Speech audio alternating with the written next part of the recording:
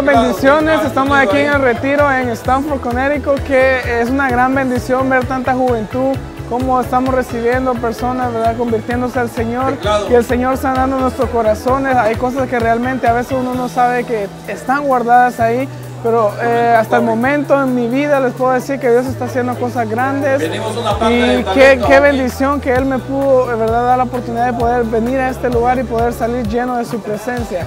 No te lo puedes perder, tú también te invitamos.